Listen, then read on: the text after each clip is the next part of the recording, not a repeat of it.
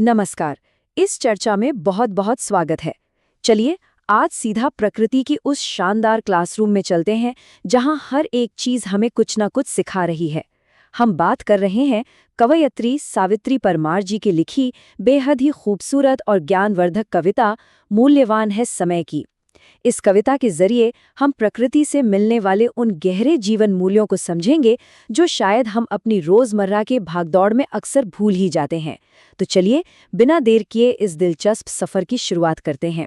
कविता की शुरुआत ही होती है एक बहुत ही खिले खिले हरे भरे बगीचे से। जरा कल्पना करें इस बगीचे की। ये सिर्फ पेड़ पौधों की कोई आम जगह नहीं है।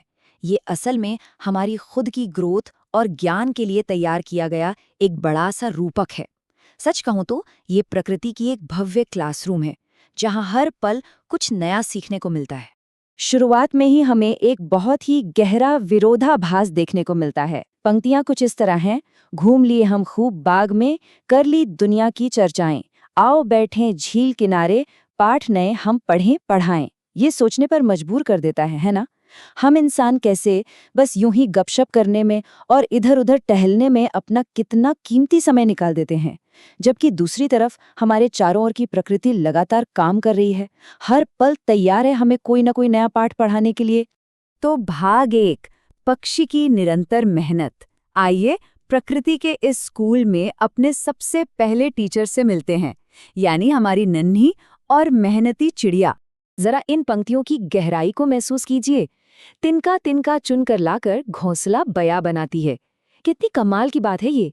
बया पक्षी बस एक एक तिनका जोड़ती है और अपना पूरा का पूरा घर तैयार कर लेती है।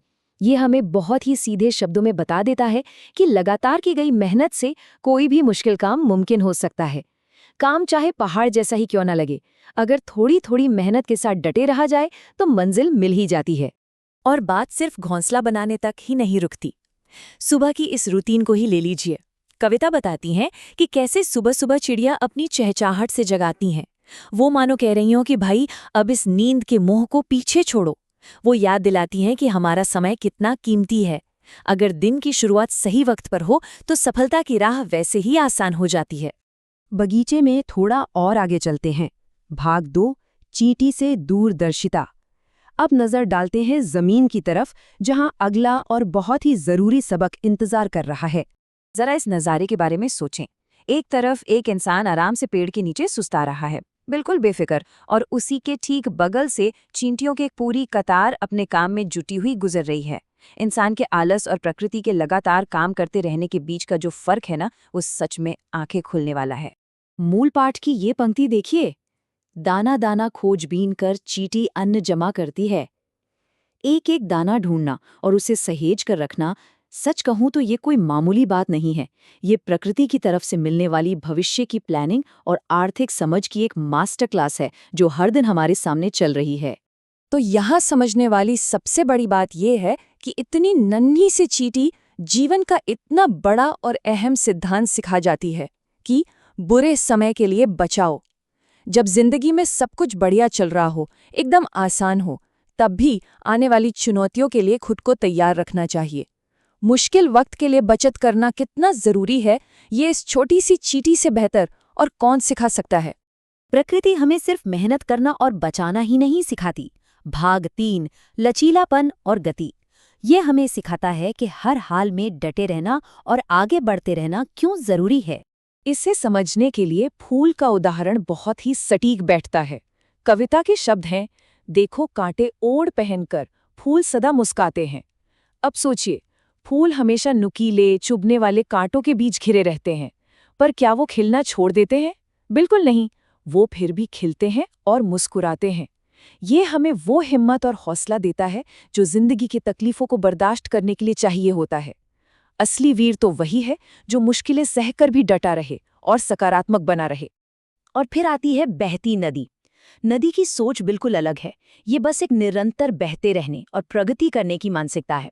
कविता साफ साफ कहती है कि बहती नदी कभी ठहरती नहीं है, चाहे दिन हो या शाम। वो हमेशा एक ही बात कहती है, और करो, कुछ और बढ़ो। वो बिना कोई विश्राम लिए यानी बिना थके आगे बढ़ती रहती है। रुक जाना तो उसके स्वभाव में ही नहीं है, और यही वो जबरदस्त मोटिवेशन है जो नदी से लेनी चाहिए। चलिए अब हम अपने आखिरी लेकिन बहुत ही महत्वपूर्ण प्राकृतिक शिक्षकों की तरफ बढ़ते हैं।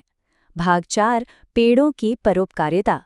विशाल और एकदम शांत खड़े पेड़। कविता में पीपल, बरगद और नीम जैसे विशाल पेड़ों का खास तौर पर जिक्र किया गया है। ये पेड़ किसी भी थके हारे पथिक यानी राहगीर को हमेशा एक सुकून भरी ठंडी छांव देते हैं। उनका तो वजूद ही मानो दूसरों की थकान मिटाने और उन्हें आराम देने के लिए है।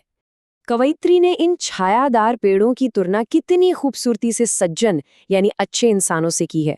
वो लिखती हैं, सज्जन कभी नहीं दुख देते, आते सदा सभी के काम। बिल्कुल, जैसे ये पेड़ बिना किसी स्वार्थ के, बिना कुछ मांगे छांव देते हैं, ठीक वैसे ही अच्छे इंसान कभी किसी को तकलीफ नहीं देते। वो हमेशा दूसरों की मदद के लिए पूरी तरह से निस्वार्थ भाव से तैयार रहते हैं। तो इस पूरे बगीचे की सैर करने के बाद आखिर में सवाल ये उठता है कि हमने यहाँ से क्या सीखा। भाग 5, समय का असली मूल्य। इन सारे प्राकृतिक शिक्षकों ने क्या संदेश दिया है? अगर हम मूल पाठ में बताई गई शैक्षिक उपलब्धियों पर गौर करें तो समझ आता है कि इस कविता का असली मकसद हमारे भीतर कुछ बहुत ही जरूरी गुण विकसित करना है। ये जिंदगी के हर उतार चढ़ाव में आत्मविश्वास के साथ खड़े रहना सिखाती है।